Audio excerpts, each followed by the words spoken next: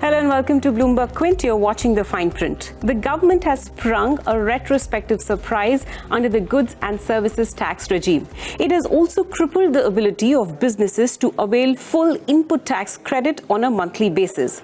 The two amendments put together could result in increased compliance, cash flow issues, and disputes on ITC or input tax credit already availed by businesses. To discuss some of these consequences of the two key amendments that came in yesterday, I have with me Jigar Doshi of SKP. Jigar, welcome to the fine print. Jigar, the first amendment has to do or is in the context of input tax credit against invoices in the first 9 months of GST implementation, that is from 1st July 2017 to March 2018. And in that context, I think, and I've written sort of the key, dates on the whiteboard here. Yep. The first sort of important date is to talk about here is October 2018. That's when the government had clarified via press release that invoices between July 2017 and March 2018, the input tax credit can be claimed up till or had linked it to the, form GSTR or the return that, yes. Got extended from September to finally April 23rd, 2019. This had gotten sort of appealed via writ, in the Gujarat High Court, that after several rounds of, litigation had allowed, taxpayers to claim input tax credit for the time between July 2017 to 2018 to November 19, which is basically the annual return date for the financial year 2017-2018. Correct. Now the new rules link the ITC deadline to form GSTR 3B. That's what my understanding is. Correct.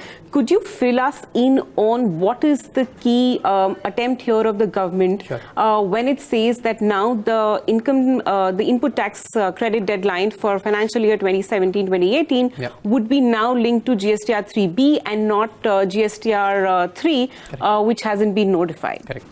Okay, so you've summarized it, Paswini. Let me take baby steps. First, Sure. We are talking about input credit between July 17 to March 18.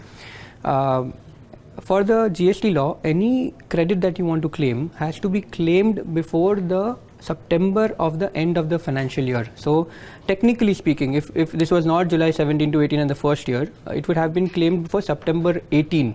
Right. Correct. But because it was the first year, the due dates got extended, and the extension. If I could just add, the section says either September or the annual return date, whichever is earlier. Correct. Okay, please go on. Right. So annual return date is actually September. Correct. And obviously it gets extended as per the timelines that Sure. are available. So this is the first year, and it got extended because the return which was supposed to be filed as per the law was GSTR 1, 2, and 3, and 3 was the return which was summarizing the entire, the credits and the output liability, and that was the base return under Rule 61, basis which the credit was to be claimed. So the input tax credit was linked to form GSTR 3. 2 and 3. 2 and 3. Correct? Yes. Now that never got notified. Correct. Because it was complicated returns, and government issued GSTR 1 as an output return and GSTR 3B as a summary return. Right. Now GSTR 3B, which got notified, was never forming part of the GST law. Correct. And hence this Gujarat High Court case came in that if it is not a return, it is just a summary that Right. one has to submit, because whatever is required, then you can't ask the assessee to match the date of GSTR 3B, which was April 23rd, 19. Correct. And the first return, or rather the last return that was supposed to be filed for 17 to 18 is the annual return, which is currently due date as November 19. Yeah. Correct. So November 2019 was the due date, which Gujarat High Court said is the correct date for anyone to claim credit for that 9 months. Correct. Correct. That was the way the Gujarat High Court came in. Now came the amendment, which said that GSTR 3B is also a part of Rule 61, Right. which says that in case of GSTR 3, if the assessee is not filing GSTR 3 because of whatever reason, Sure. GSTR 3B would be the return that will be relevant to be acknowledged. And this has come in effective July 1st, 2017. Yes, so it is obviously retrospective, so it is giving a rule a power Right. to notify a return, which is GSTR 3B. In a very layman language, GSTR 3B becomes now a GST return.